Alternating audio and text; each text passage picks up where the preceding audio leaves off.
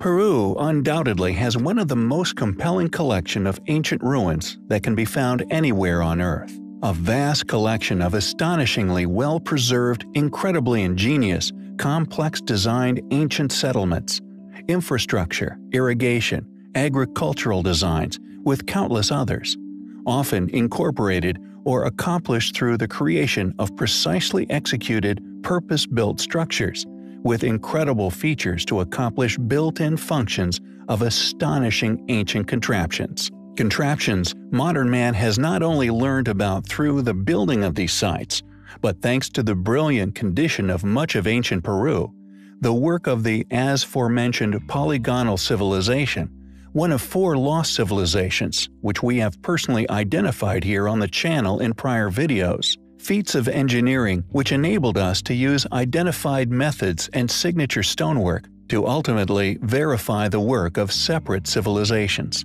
which due to modern belief systems and the profit and control this provides to those who profit from said societal infrastructures, is actively hidden by a mainstream academia's morally destitute funding structure.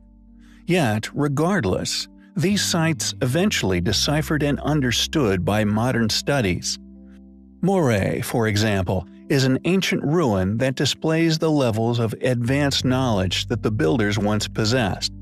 These step-like designs are also found at Ollantaytambo among others, although appearing as the steps of giants, were in reality used to acclimatize different plant species, often types of crops, herbs, and food producers to a different altitude to where they were native, allowing this ancient civilization to take food-producing plant types high into the mountains. These extraordinary ancient builds, studied by countless talented individuals for many years, have now been decoded and understood in depth, in particular the infrastructure and the fact that it is unquestionably far too advanced to be publicly claimed as the work of the Incans. Thus, this has culminated in the academic world being forced to not only admit this, but do so in such a way that anyone who continues to press the issue soon realizes it is not only a confession in regards to their awareness of past, now lost, once highly advanced ancient civilizations, but is a broad categorization of said ruins as pre-Incan. And just like the incredible network of water channels previously covered, which connect many ancient settlements which allowed water to be pumped from places of abundance to places of drought, providing precious water supplies to countless ancient sites. The Yoktails are yet another collection of incredible ancient structures which you are unlikely to hear about in mainstream historical studies. Yoktails came in many shapes and sizes. These incredible builds were once enormous freezers, not only used to create ice in cooler climates, but to store it during the hotter times of the year. These miraculous inventions, from spiral designs, wind tower designs, and ingenious vent placement designs, all assured cool air would continuously flow into vast underground portions of the structures. This either created ice or allowed ice to be stored and kept in a frozen state for an impressively long time. Refrigeration and the benefits of such were unquestionably understood by the builders of these structures. Yet modern utilization of the same methods of food storage, that being refrigeration via modern technologies, is only a very recent development, with much of the world until the turn of the century still salting meats. The question then is, how did this ancient civilization know about the benefits of cool storage? How did they understand how to build these structures? Where did such ideas and ultimate utilizations originate from? Was this knowledge possessed by an even older lost civilization? One in which the members responsible for the Yoktails were once members of? Yoktails, ancient refrigerators, are undoubtedly an incredible aspect of Peru's ancient relics. Relics which we find highly compelling. Alex Putney over at humanresonance.org has, for a number of years now, been unraveling some rather startling secrets. Secrets surrounding Nikola Tesla's free energy technologies and the systematic suppression thereof, and seemingly deciphering a number of astounding ancient discoveries, all of which strongly indicating once highly advanced knowledge of sound waves, resonance, and indeed levitation of extremely large weights. Coined as the, quote, piezoelectric basins by Alex himself, it seems he, along with a number of other researchers' exhaustive efforts, have discovered some compelling and intriguing characteristics of many ancient ruins which litter most of Egypt, dotted along the banks of the Nile. We have, in the past, touched upon the possibility of sound resonance having been a factor in Edward Leedskalnin's mysterious and secretive construction of Coral Castle, which can be found within Florida. Many believe that Edward somehow unraveled the secrets to the pyramids, and in doing so, was able to recreate his own rudimentary resonance machine, enabling him to lift enormous weights with relative ease. As our knowledge of our environment and the mysteries of our ancestors deepens, especially regarding their once mystifying and astounding knowledge of construction, left to ruin in many areas of the world, accepted as having never had access to heavy machinery, we must look elsewhere for our answer as to how these weights were moved. An outspoken local wisdom keeper of the Giza Plateau, Egyptologist and tour guide Abdel Hakim Ayan, has brought very controversial but extremely compelling knowledge to bear regarding profound implications of these astounding ancient constructions. Hakim's provocative commentary on the misconceptions of modern academics was broadcast in The Pyramid Code, a documentary produced by Dr. Carmen Bolter, professor at the University of Calgary, a documentary well worth investigation. It reveals several insights, including the advanced nature of the psychoacoustic and biorhythmic effects of these ancient Sanskrit monuments that he claims have all been falsely attributed to the Egyptian civilization. Part of his testimony is as follows. It must be noted that due to Abdel's intimate knowledge of the Giza Plateau, he should undoubtedly be perceived as a reliable source of avenues for alternative esoteric research. He claims that in 1936, while the Sphinx was still covered up to the neck in sand, there were tunnels he personally explored, claiming that past the Abu Ghorab, a crystal altar was found, containing a round disc in the middle of 4 radial lines, a symbol of Hotep, Hotep meaning peace and food. This round disc was a lid on a shaft, about 180 feet deep to the level of the ocean, where he claims there is still running water, and there is still, quote, much more to be found. Dr. Alexander Koltepin, a geologist and director of the Natural Science Research Center at Moscow's International Independent University of Ecology and Geology, has been successfully investigating some very controversial finds throughout the world. Dotting the Earth are areas of ancient petrified ground that has remained untouched for millions of years. Once soft mud, these areas transformed into stone over many millions of years. What is amazing about these areas is the evidence of tire tracks embedded upon the stone. Many have speculated that they are in fact tank tracks, or tracks of far larger vehicles than cars. What Dr. Alexander Koltepin has discovered is that these tracks made by an unknown vehicle cross geological faults confirmed as being created in the Middle and Late Miocene period some 12 to 14 million years ago, proving they are older than these natural faults.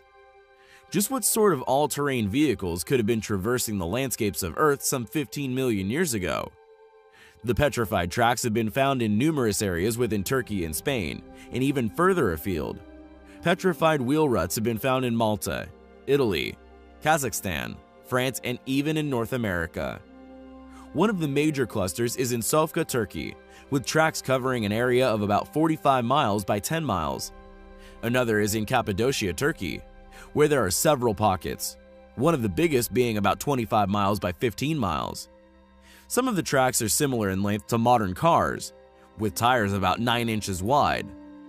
Dr. Alexander Koltepin said geological and archaeological works that contain information about these ruts are few and far between, especially in English. Koltepin maintains, after heavy research, that the tracks could not possibly have been left by lightweight carts or chariots, as the vehicles that left these tracks would have been much heavier than carts pulled by camels. They left far too deep of an impression on the Earth. He has conducted many field studies in various locations and reviewed published studies on the local geology extensively. He hypothesizes that a network of roads once spread through much of the Mediterranean and beyond some 12 million years ago. These thoroughways would have been used by people who built the underground cities, like that at Cappadocia, Turkey, which he theorizes are also much older than mainstream archaeology holds them as today.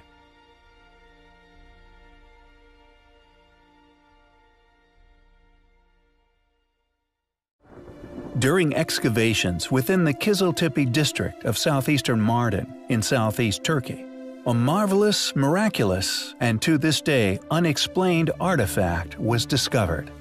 A pure nugget of historical gold, ticking all the boxes of desirability when it comes to our research here at Mystery History. The wheel is by far the most important invention man has ever realized, and it is indeed recognized as such the world over. The official attested account for the origin of the wheel is given to the late Aceramic Neolithic, between 9500 to 6500 BCE, and could be seen in conjunction with other technological advances as that which gave rise to the early Bronze Age. The official kept academic record regarding the evolution of the wheel is largely accepted as follows: 4500 to 3300 BCE, Chalcolithic era, invention of the potter's wheel. 3300 to 2200 BCE, early Bronze Age. 2200 to 1550 BCE, Middle Bronze Age, invention of the spoked wheel and the chariot. When, on occasion, we are confronted with artifacts reluctantly accepted by these same academic fields of study as authentic, demonstrating through their existence that mainstream paradigm is to be vastly incorrect, we feel a mix of frustration and vindication. We also strongly feel that it is imperative we share such finds with one another to further all of our understandings regarding our past, to hopefully break the spell slowly cast over years of incorrect and largely incomplete information. According to the Culture and Tourism Director of Mardin, Davut Belikte, the car is like a copy of cars today. He also pointed out that the shape of this ancient toy resembles that of a tractor. Belikte revealed that strange toy dolls and whistles, also made of stone, were also found at the site.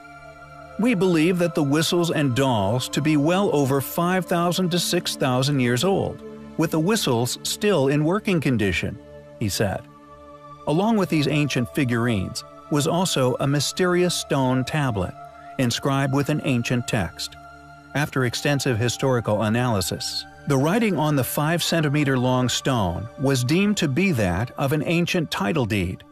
The content of the deed refers to a fruit garden and the fruit trees within, which are to be split between the 3 sons of the owner. Clearly, the behavior of people far more advanced than that of Stone Age people, a premise we are expected to believe is accurate. Belikte has confirmed that comprehensive information on the 2 finds will be provided soon. Is this little ancient toy car perhaps the earliest evidence of the wheel we will ever find? Or is it just the tip of an evidential iceberg of a secret far larger? We recently covered the astonishing and largely unexplained ancient temple known as Kailash, which quietly sits within India. A temple cut out from a solid rock with such precision, such vision and accuracy, it is a feat we would struggle to recreate even to this day, clearly demonstrating an ancient high technology that has undoubtedly been lost over the millennia. Could this temple actually be evidence left by a far older group of people? A remnant left by a far more advanced civilization than that which academia will allow us to publicly discuss within many modern fields of study. Within the Barabar and Nagarjuni hills of the Jehanabad district of India sits another series of rock-cut features.